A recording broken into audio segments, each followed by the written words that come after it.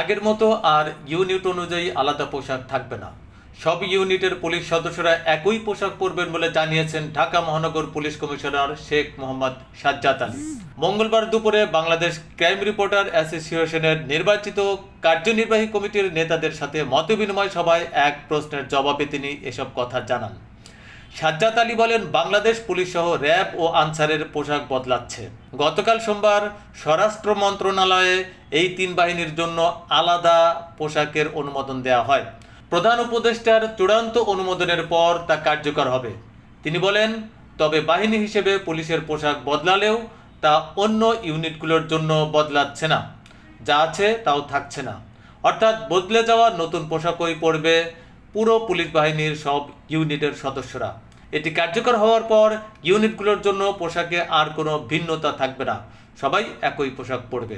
মতিন তালুকদার, আলোকিত সকাল।